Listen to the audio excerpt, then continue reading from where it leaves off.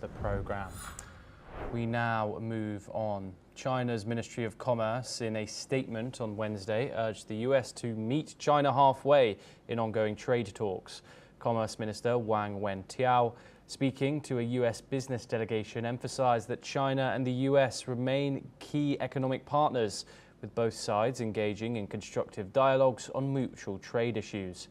Wang stressed that decoupling would not work and that resolving differences through dialogue on an equal footing was essential.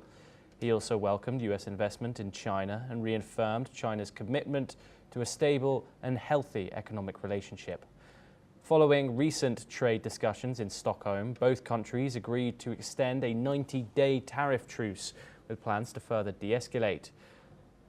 China Vice Premier He Lifeng reiterated that stable trade relations benefit not only China and the US, but also global economic stability.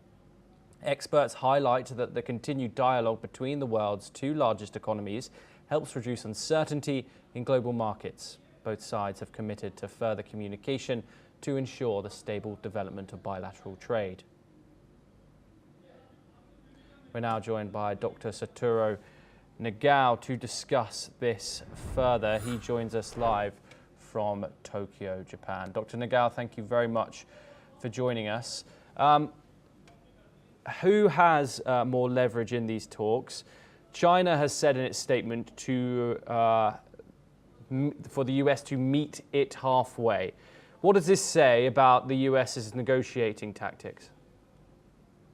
We need to focusing on this is temporal extension of the deadline. So 90 days deadline and extend 90 deadline. So this is not just solving completely.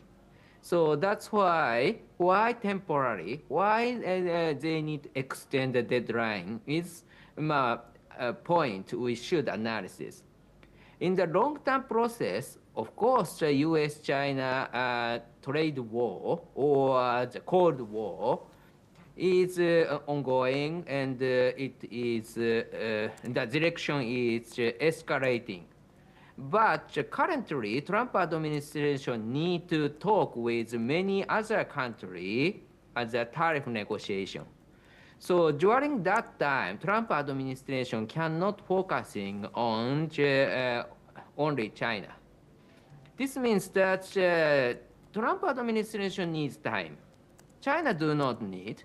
So view from this, who takes the initiative? In this case, of course, Trump administration. Trump administration raised the tariff against China. After that, they extend the deadline and extend again and to buy time. This means that everything is decided by Trump side. So that's why what is happening is because United States needs time, United States extend the deadline. That is my analysis. Yes, and obviously these are two countries with leverage. Donald Trump sees China as a threat.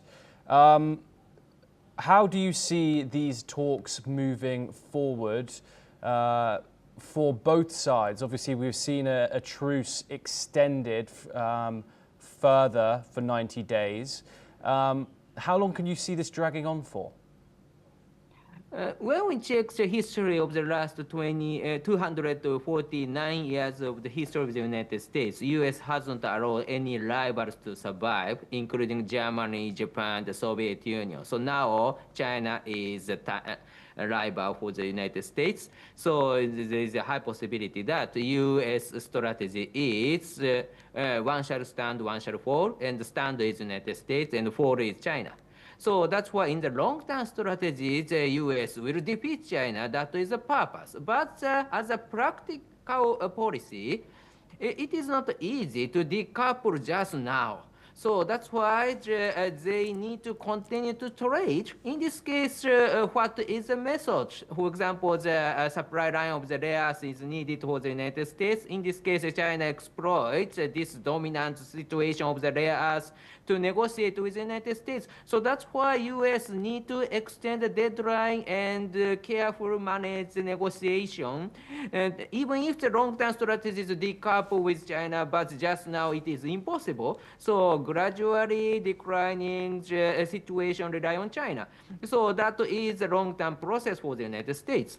So what is the goal? Yes, currently just the middle of this process. So still the US and China continue to trade, but US will not rely on China so deeply. That is the process, I think. Yes, Dr. Satoru Nagao, thank you. You are staying with us for further discussions. We move on now at a UN conference, co